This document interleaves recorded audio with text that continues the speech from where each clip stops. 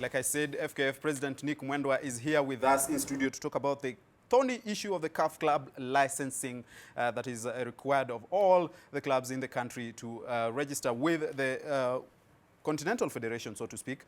First of all, Nick, what is CAF club licensing about really? Club licensing is not just for CAF. Yes. They are for all clubs in the world. 3 years ago, 4 years ago, because of the problems in club football around the world. Because remember, the game revolves around clubs and players and officials. That's why we are in the game. FIFA and continental bodies like CAF came up with regulations of minimum requirement that a club need to meet for them to play locally and continentally. Because remember, FIFA only have one club competition, Yes. which is the one that's going on in Japan now. And so what happens that 3 years ago, clubs started in Africa complying to that. But as you know, in Kenya, we have been in a bad situation. So for 3 years, we're being given a respite. And last year, finally, CAF said, enough is enough. If in 2016 you don't comply, then you will not have a club playing in the Champions League and any other CAF competition. Not only that, not only the clubs that are qualifying, but if you're going to compete with Ulinzi and they have complied, then you must comply. Yes. That means every club in the KPL and every club in NSL is required to comply. So this year, when we were elected in February, we've had a series of seminars and communication from April, from June, September, and October with all Kenyan clubs. And we have required them and made them understand what they need to do. So these requirements are met by every club. Now, finally, this Friday, 16th, is a final date to submit your documentation to the Federation. There's a special committee that was set earlier this year. It's actually a statutory requirement to have the committee in place. It's chaired by one Professor Mukoya. And that committee has been at work since April this year. And now they're heading to the final stretch, where by Friday, every club must have submitted. And we shall then obtain a report on Saturday, which will tell us which clubs have complied, which clubs have not complied. And for sure then by 31st of this month, that is the final deadline, where we shall be relegating clubs that do not meet this criteria. Okay. It's important to say that there are 7 leagues in this country. Yes. And therefore, this only applies for National Super League and the Kenya Premier League. So if you don't want to meet club licensing, you can go to Division 1, where you're not required Okay. in any case. But in National Super League and in the Kenya Premier League, you will need to meet this criteria. Okay. And I've been very clear, and I want to repeat again, so for benefit of everybody, is that if your club, by this Friday, coming Friday, has not submitted its documentation, then automatically it will not be. So let's get this clear. There is a criteria for the Kenyan Premier League clubs, and there is a different one for the National Super League. Is it the same things? Actually, the criteria for NSL and KPL is the same. Okay. What will happen is that if you don't meet the criteria when you're in the KPL, then by regulations we relegate you to NSL. But when you go to NSL, you still have to comply. Yes. So if you don't meet the compliance at NSL level also, which is the same, Yeah. then you go to Division 1. In Division 1, it's free for all. So if your club doesn't want to bother with being accountable and all these things, they can go to Division 1 and play. Okay. And that's where those clubs will be going. I doubt anyone wants to go there.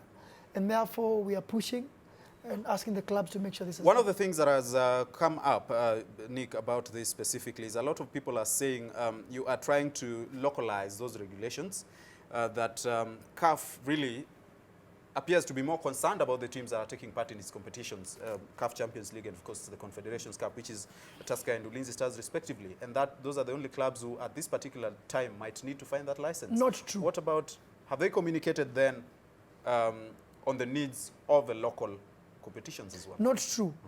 We adopted this year at the AGM club licensing requirements for NSL and the Premier League as part of our statutes. Yes. That means we need to be sure who owns this club. It's properly registered. Who is responsible? They need to meet chapter 6. They need to have good conduct. They need to go clear CRB. We need to make sure they are individuals of good standing in the society. Now, the thing is this. Those requirements are not just for CAF. They're for us. Let me give an example. Now, if your club does not have a budget for next year, how are we sure it's going to finish the league? We don't know. We need to be sure when you start the league, you will finish. So we need guarantees. We need to see your bank statement. We need to see your contract with your sponsor. We need to see that you have a CEO. And there are policies on how money is spent. We need to make sure that you have contracts with the players. We need to make sure these contracts are enforced. We need to make sure that you pay players. Remember, we've been having clubs that go for months without paying their players. We've been having clubs who almost are unable to attend matches. On match day. We have clubs with no home venues. We have clubs with no training venues. We have clubs with serious problems. This club licensing is to enable us, forget about CAF, because CAF will only look at the 2 clubs. The other clubs who are competing with those 2 must also meet this criteria. And that's why we're saying that any club and all clubs in the league will meet and must meet. Now on 31st, you will see us with a list. We shall read it to you. And automatically, I assure you that we shall relegate. We shall relegate the club that will not meet the criteria, and we shall say that they will go to the other league below them. If they don't meet the criteria, they go to the next league, and there's nothing we can do about it. It is the law now in the statutes. Because we need to be sure what are we doing.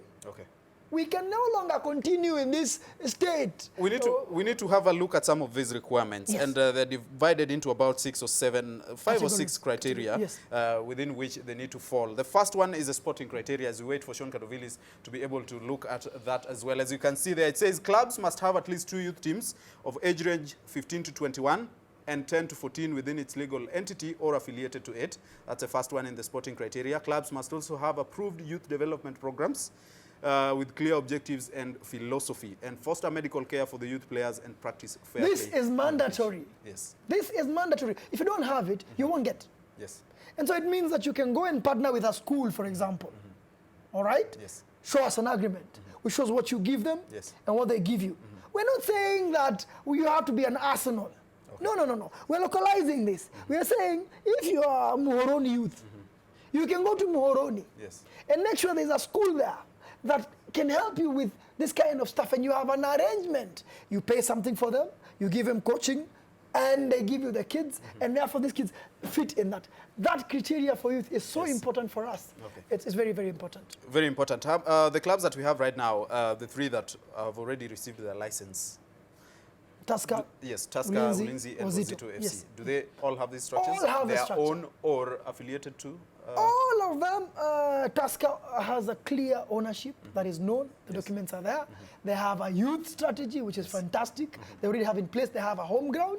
They have contracts to show this. They have proper financials. They run as an institution. They have a CEO. Same applies to Ulinzi. The only thing was Ulinzi was that they are an army institution, and therefore we had to consider certain things because they belong to the army. But they have met all the other criteria because they have the teams in place and everything else. Let's have a look at the second requirement, infrastructure criteria. And clubs must have an approved stadium for inter-club competitions equipped with spectator and media areas, lighting, first aid rooms, correct field of play specifications and security, and also clubs to have a suitable training facility for its players to help them improve their technical skills. Now, the problem is most of the stadia that we have in the country, owned by the clubs or at least leased to the clubs, do not have some of these specifications. How are you marking or grading? I'll tell you, the Kenya Premier League is played in stadia with these requirements. You have Thika, you have Kasarani, you have Nyayo, you have Machakos, you have Bukungu, you have Kisumu, you have Mombasa. By and large, they meet these requirements. And so you need to show that you have a contract with them, with stipulated arrangement. And you need then to show that you have a proper training pitch. And that is where we are suffering more. Because many of our clubs... Should they be separate? They can be the same or separate. It depends. But you won't get a contract with Nyayo if another 2 clubs do. This, again, is critical. Because how do you have a club when there's no venue to train and to play? Most of our clubs have not had contract to this stadia. So next year, Nyayo might decide that they're going to do athletics only because there's no money there. Then they throw you out.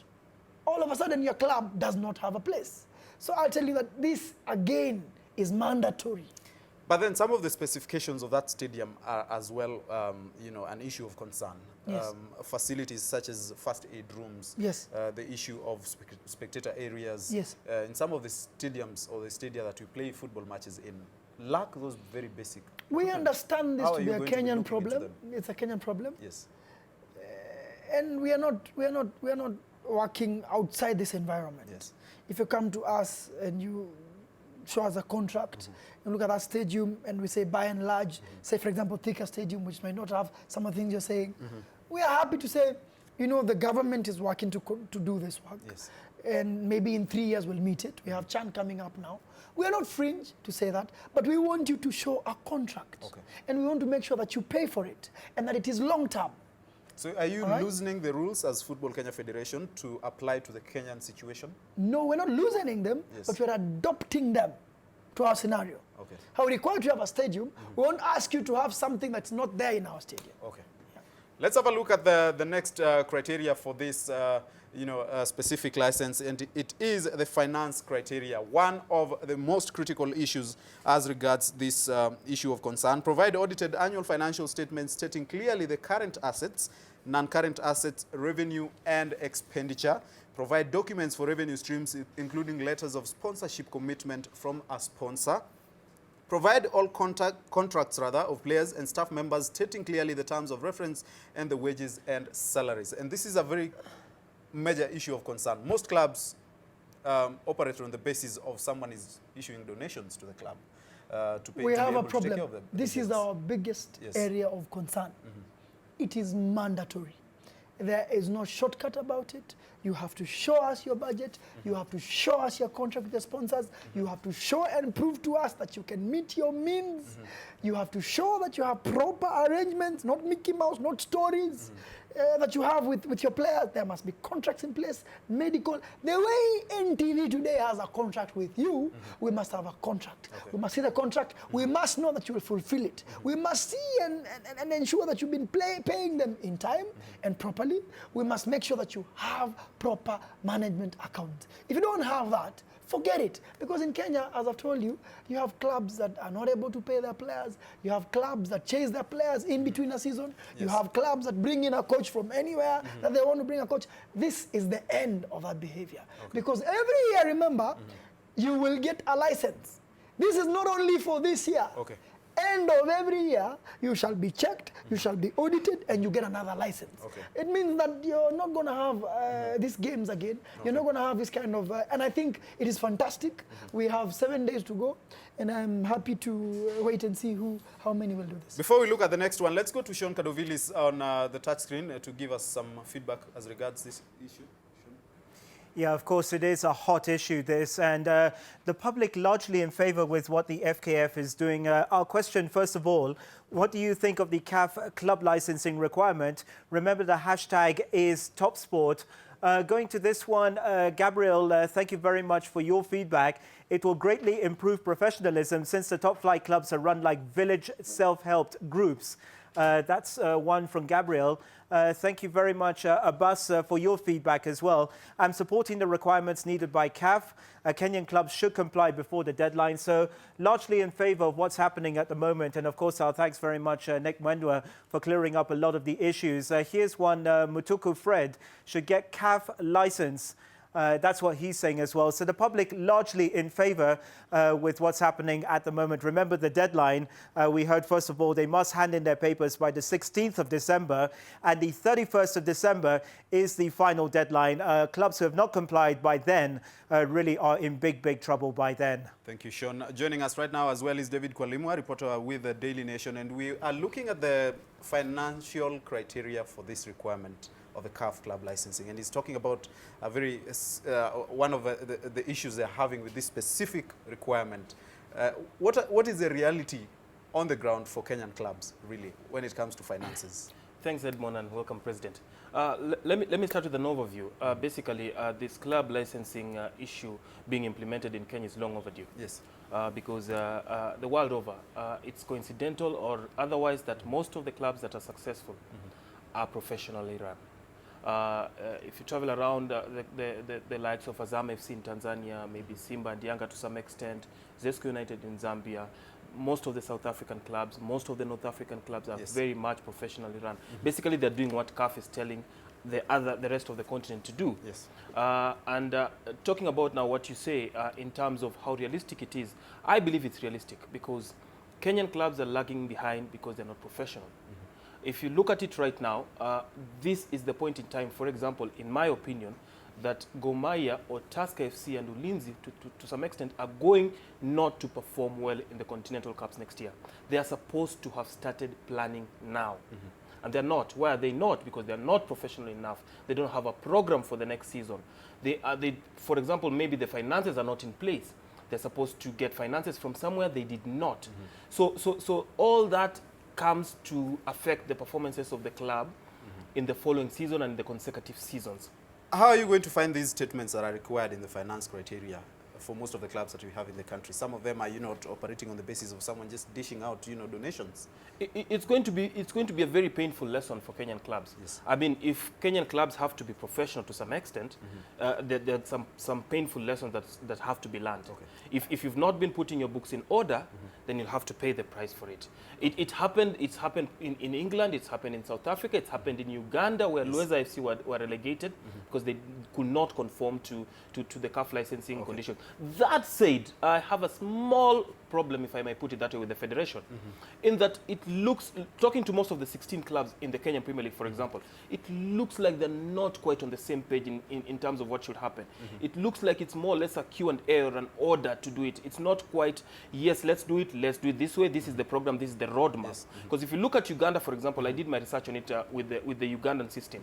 Most of it is happening in a sort of a seminar-based way, where clubs are being called into a room, taught about the room. Maybe it happened in Kenya, but looking at the clubs in Kenya, the clubs are not ready. And as I said, there are going to be some very painful lessons to be learned. All right, we'll talk about the general issues later. Let's have a look at the next criteria, administrative and personnel criteria. And it says availability of a club secretariat, office space, appropriate number of skilled secretariat staff.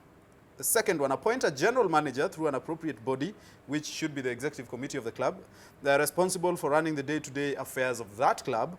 Number 3, appoint qualified finance officer, security officer, doctor, head of first aid, head of youth development, and youth coaches. The clubs that we have right now, President, from the applications that you have received, how realistic is it that most of them meet? Tusker has met all this. You have another 12 clubs. Ulinzi has met all this. Yes. Wazito has met all this. Look, these are things we should have done anyway without somebody coming to clamp on our door. Yes. But as Kenyans, and I sit here and think about what David is saying, as Kenyans, if you remember the Matatu issue under Mishuki, yes, guys were refusing to wear a uniform. There was no reason.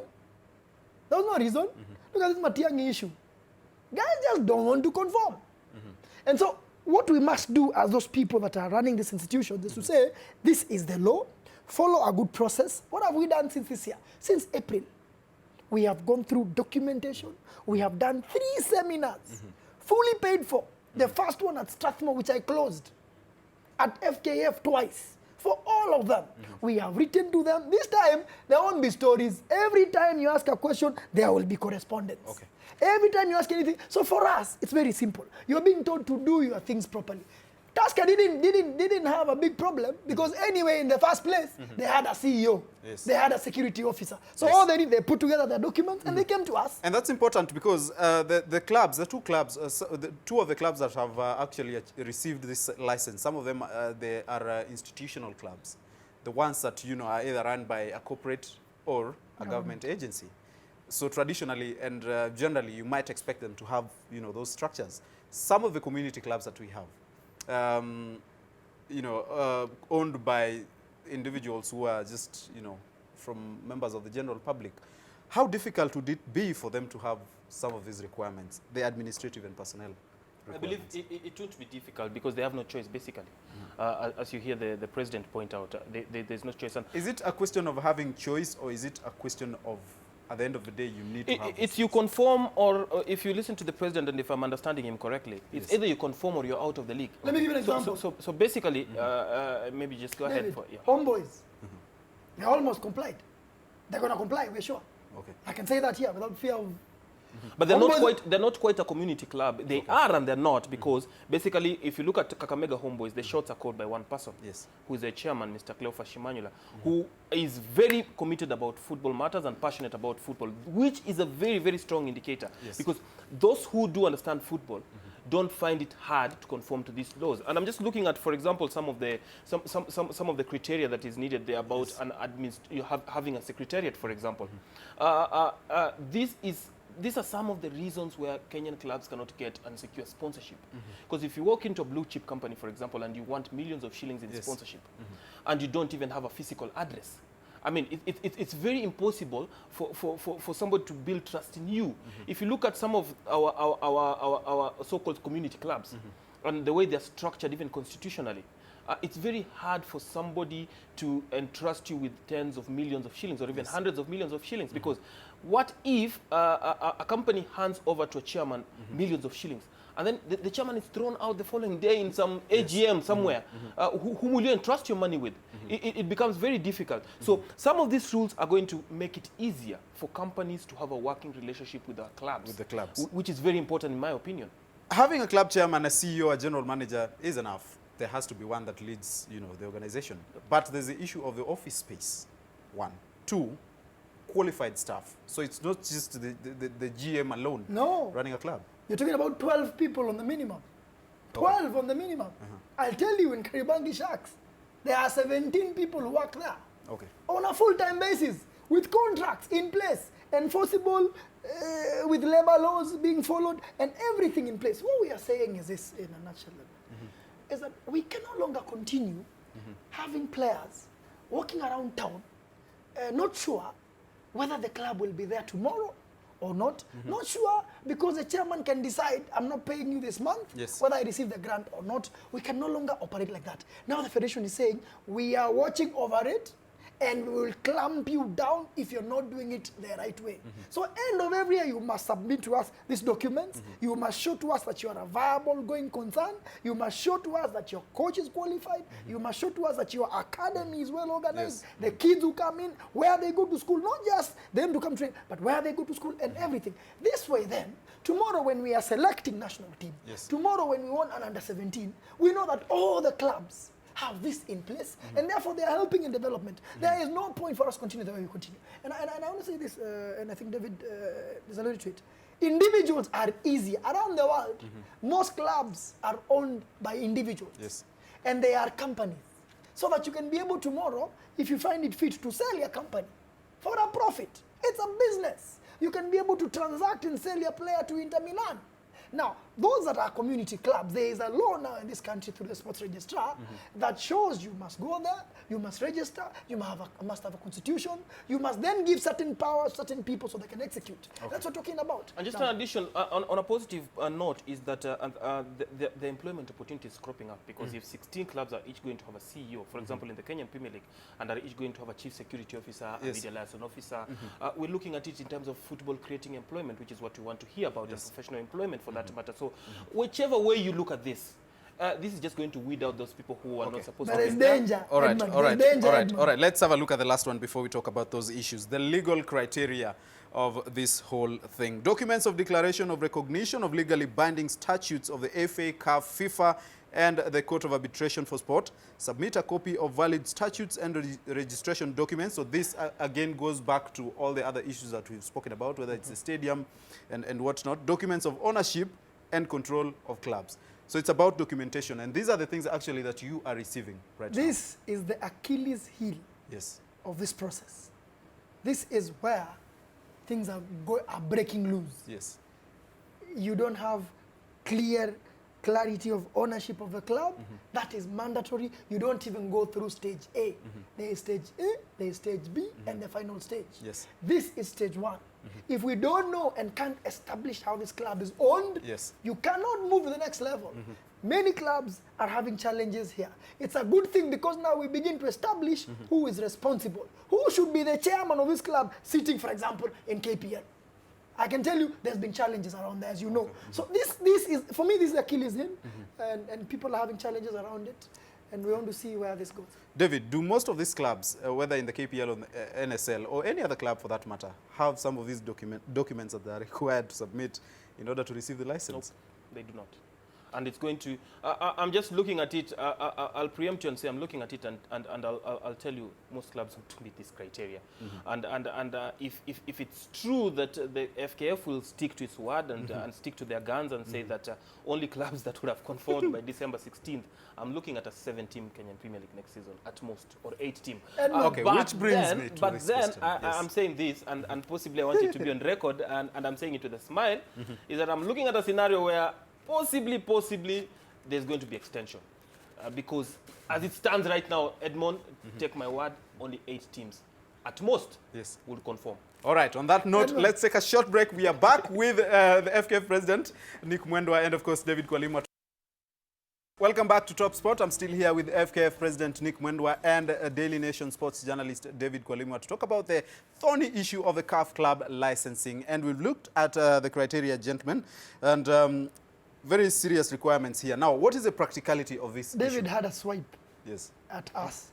So I want to go on record because I am here. Edmond, when I am here, you must allow me to lay this matter to rest. Go ahead. There will not be an extension to any deadlines. I am very clear on that. And I shall be having a press conference on 2nd of January where you shall come, Edmond, and find the list of the clubs that are relegated, and I will be there. Whoever those clubs are, David might have other ideas that I do not know, but I want to tell him this. There is no reverse gear to this, and today we are smiling.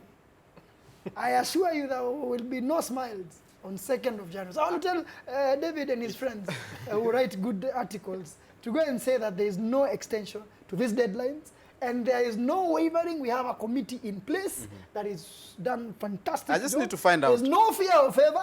We shall bring down the hammer. I'll have to have a disclaimer. Listen, because is that an FKF position or a CAF position? This is a FIFA, CAF, FKF position. This is a matter of statutes. You know, when there's a bill in parliament passed, there is no shortcut. Okay. This is like a bill. So that people understand it. It is there entrenched in our statutes, including how we give you scores. We don't just give you scores. How do you do that? How do you for example, score your this? ownership, you have cleared it and all the documents are there, you get 25 marks. Okay. If you have your financials in place and your strategy and your budget, there is marks for everything.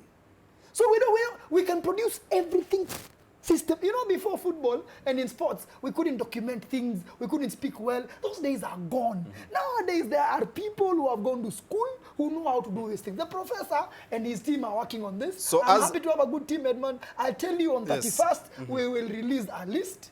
And That's we shall be clear on 2nd that certain clubs will be relegated. That's fine. That's fine, I Mr. hope President. none gets relegated. That's fine, Mr. President.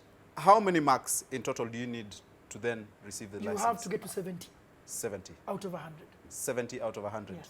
If you hit Across the 70, scoring. I know a club that has hit 69.6 and that has been returned. Okay. We are very serious in these matters. We are guiding them. Okay. So you come, you bring your documents, we look at them, we tell you, oh, your budget is not proper. You're not showing us where this deficit is. Go back. Bring it. And you should go and see. I invite you, Edmond, to come and see the process at FKF this coming week because it's penultimate week. But I want to promise you that I look small, but I am not.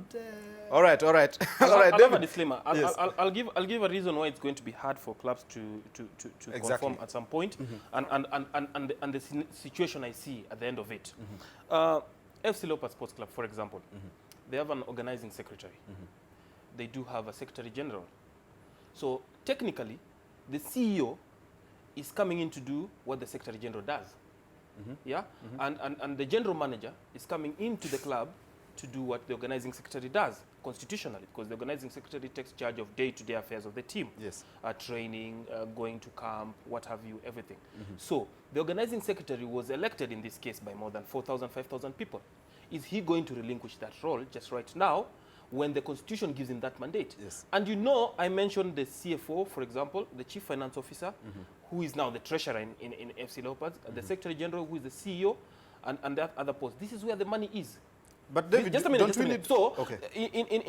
in the case of FC Leopards, they'll have to go to an AGM to amend the rules to bring these people, technically, because if the treasurer insists that that's the job that I do, for example, because I'm supposed to keep the books of the club. Okay. Yeah, because that is the politics within the club. Now, to the hypothetical scenario, I'll put it this way. If FC Leopards and Gor conform by the deadline, there won't be any problem. We'll have an 8-team league without any problem. Okay. But if either of the two do not conform, take it from me. Yes. I don't wish for that scenario, but I can see it because it's happened before. Okay. We look at a situation where there must be a deadline, an extension. As it stands, FC Leopards and Gor Mahia are among the 12 clubs that are currently, being scrutinized. The documents are being scrutinized as we speak. Yep. Mr. President, only 3 have complied. Another 12 are undergoing the process right now. If by the end of December 16th and 31st, yes. okay, of receiving the applications, Yes. of course, December 31st of acquiring that license comes, and these 12 clubs say only 5, and Gor Mahia, FC Leopards, Chemelil, the current KPL teams are not among them, what happens? We are, for example, sure right now that a certain number will make it because we've looked at the documents. Do you have a specific number? I'm not at liberty to say that today. Okay. But I'll More tell you than this. half? No. There's problems. Less than half of 12? Yes. Okay. But the thing is this. Kenyans have been asking, when are we going to streamline our game? The opportunity is December 2016. It is here with us. What I'm telling David is this, and I hear what he's saying. And because I sit where I sit, this is politics. It becomes a political story. But unfortunately, there are things you cannot put in politics. One of the things is this. If his clubs, whether it is Tusker, whether it is whichever club, whether it is Bandari, if by Friday they don't submit or they are not cleared, because after Friday you can't submit anymore. Okay. If they are not cleared, the neck will sit the following week. Then you will have a 5-team league. I promise you.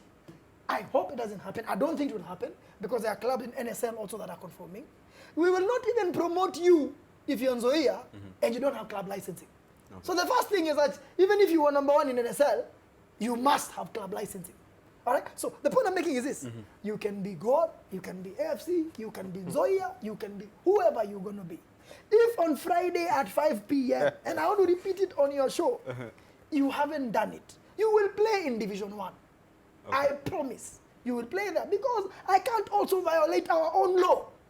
Now, the NEC cannot sit there and violate its own law from FIFA, from CAF. We will all be removed automatically. So I want to be very clear on that. And so I'm hearing what you're saying, and there will be a lot of noise, and you've seen noise before. I've been sat here before when there was noise on that wall. Okay. And the noise comes and goes, So we will rectify this situation. let's see if there's some noise on the wall. Sean Kadovilis.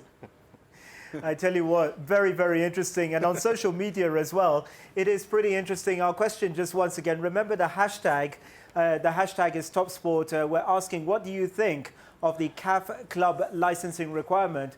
Some very interesting thoughts. Max is saying, another thing, how come these players have no insurance cover? Seriously, this is the duty of the club. So insurance, obviously, something that the fans are thinking about. Very, very surprising in this day and age.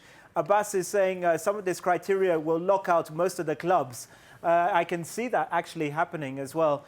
Abbas, again, most of these requirements are very stiff. I don't think the clubs will comply. One more from Max. The more football has skirmishes, the more we will continue convincing big sponsors that we can't buy their trust. Of course, talking about hooliganism. So some very interesting thoughts. And of course, it is mixed, but we do, of course, encourage the clubs. Friday, 5 p.m. is the deadline for them to hand in their papers. Of course, the 31st of December, as you've heard the president saying, that any clubs who have not complied by the 31st, we will have a reduced number of teams in the league. All right, Kwalimwa, on that note, what are the repercussions of having a smaller number of teams in the Premier League? So far, of the 12 that are undergoing the process right now, less than half. Add that to the 3 that have already complied. Well, I don't want to say this, but I look at a scenario where obviously the league is going to be shorter. The period is going to be shorter because lesser teams are competing in the competition. So instead of the traditional 9 to 10 months, it's going to be a much shorter league and more quality league, less games on TV. There are far-reaching repercussions. Yes. But then again, I hate to say this, Edmond. I'm looking at a scenario where the locked-up clubs will lump up and start something of their own, depending on the capacity they have. If Gor and FC are among the clubs that have been locked up, they're going to lump up because misery loves company, and they're going to come up with I don't want to say this, but it's a possibility. It's happened before. We've seen 2 leagues in Kenya, depending on the scenario at the time. Now, if Gor and FC are not in this league that has been certified, obviously there's going to be much attention in the other league because of their popularity. We can't run away from that. And they are going to have a lot of sympathizers, possibly more sympathizers than this legitimate league. Okay. All right. Bwana President, where does this leave the 18-16 team league debate? These 2 debates they have a connection, but they're separate. FKF has been very clear that we want 18 teams, and we shall have 18 teams. Now we have another criteria that is saying, hold on, of these 18 clubs, they must meet this. If they don't, then they have to go. So for us, these are 2 conversations, but they're different. So we don't look at it as the same thing. If we end up having 8 teams, we'll be happily having 8 teams. If we end up having 18 teams, that's what we want. And so for us, we have looked at all scenarios that he's saying. And the beauty, you know, this is not 2006, 2008. If you attempt this kind of story, then you will play in the doldrums. If that's why you want to play, we shall encourage you like some other leagues we know about. You continue playing in those doldrums. I think that all these clubs want to play in CAF.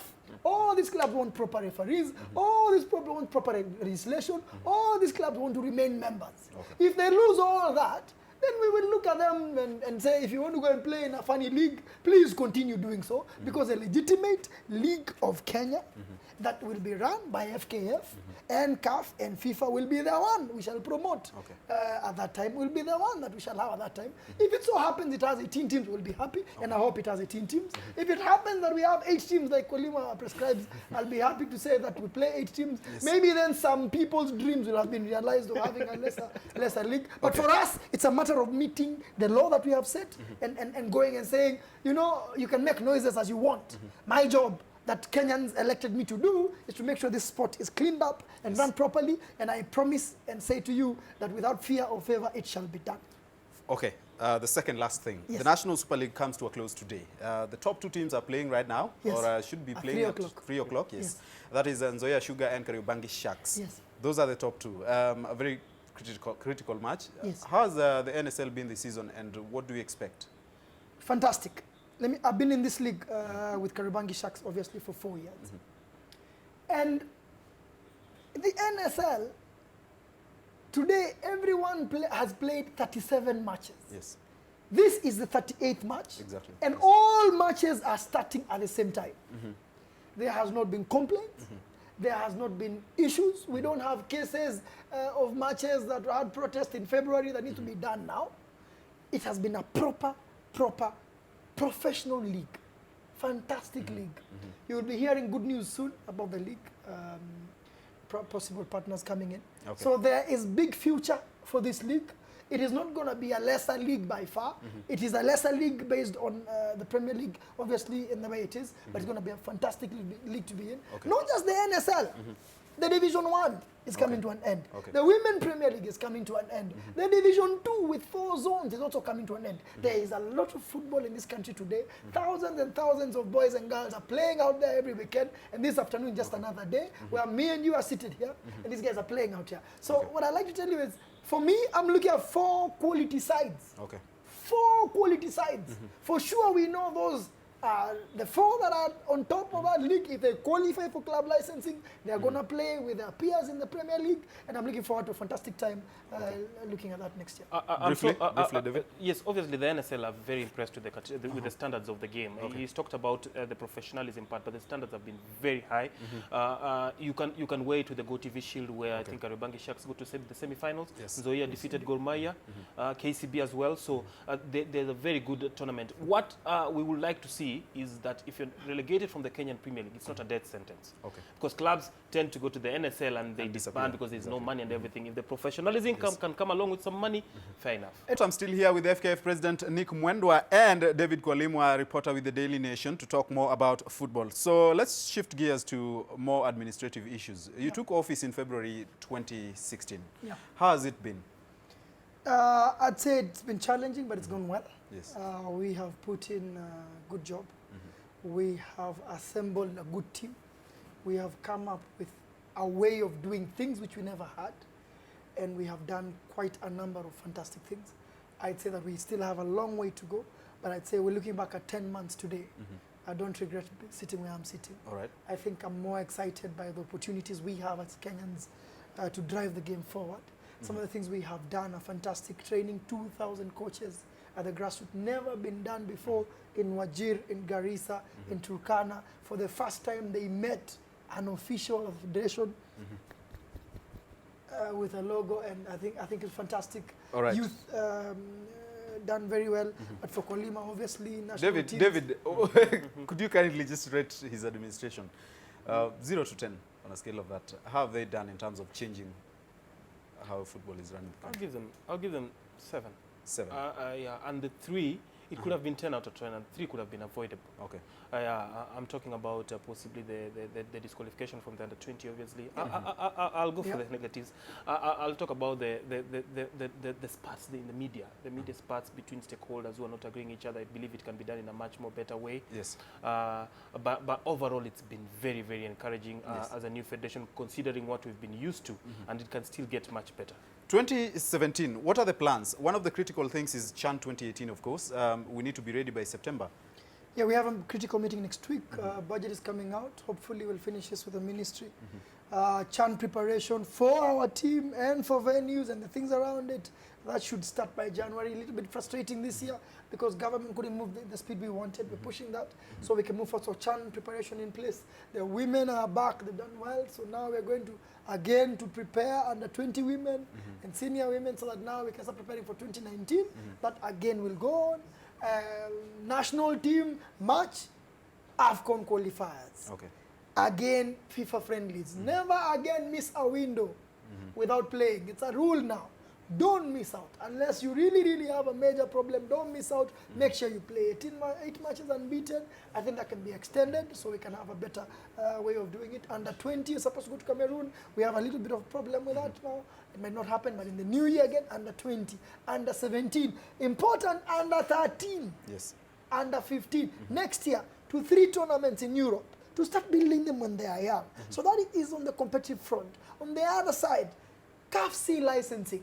Out of the 2,000 coaches we've trained now, 600 in January and Feb are going to get their CAF license. Then in September, they will have their CAF B, 200 out of the 600. So that in 2018, in June, we shall have 70 coaches in CAF A licensing and that hierarchy. Remember that we are partnered now with Kenyatta University. All right. And you're going to be getting a diploma. Not only your CAF license, but your diploma. Fantastic things going on, even with other things. I'm informed that there are people overseas who are actually watching you right now, and they want to know on issues of registration with the Sports Act. Number 2, the issue of the finances. What are your budgets? What amount of money do you receive right now? How do you invest it in developing? We are fully compliant with the Sports Act. Yes. We have a certificate. That matter, we are the only body recognized to run the game. Since February. If you remember, somebody took us to court and all the stories. Yes. Now that it's finished, you never hear it again, it's finished. We're compliant. Second about budgets is that we receive from FIFA 125 million shillings a year. 50 million of that is administrative. The rest of the amount is for projects that we nominate in advance under the FIFA Forward program. Our nominated project is that we are going to build at the goal project a fantastic 3 or 4 star facility for our players. Because every month now we have 2 to 3 teams in camp. Yes. So we decided we're going to build that. It's going to come at around 150 million. So we're going to get some budget next year, some budget in the next couple of years to build that facility to be over. The rest is going to youth. The rest is going to training of coaches, and the rest is going to capacity development. That's what we are doing. So we have an infrastructure development and capacity development that we are doing. Away from That's the the money FIFA we are money. getting. Yes. Away from FIFA money, there's money from the ministry that doesn't come to us. Very important, Edmond. The money from ministry gets paid directly. Okay. So if the team is traveling to Zambia, we have an officer from the ministry that travels with our team, gets there and pays all the bills. We don't touch the money. As opposed to other places where you had the noise, you will never hear that noise with that because we don't come in contact with it. Yes. The money is paid directly for expenses and we're happy with it because it's been done even for Cup of Nations. So that is that. In sponsorship, we Sponsorships, have 70 million shillings from Sportpesa. Do you expect per a bit year. more next year? That is going on, escalating by 10% every year, so it's going to be a little bit more. We have some 2 people lined up in March, hopefully. We have something lined up for NSL as well coming up. So we have quite some exciting times ahead in terms of finances. Okay. We have certain NGOs that are coming and saying, we can do this program with you nationally. Okay. That's never happened before. All So right. there's exciting team 2017, and the calendar is very tight and very busy if you look at it. Now All right. we'll release a one calendar. All matches, Premier League, NSL, Division 1, national team, all of them in one calendar. All activities, including training. All right. That's our job. We shall release it. All right, all right. Thank you so much, FKF President Nick Mwendwa. David Kwalimwa, of course, talking about football in general in the country right now. We started with the CAF club licensing issue and ended it all with administrative concerns.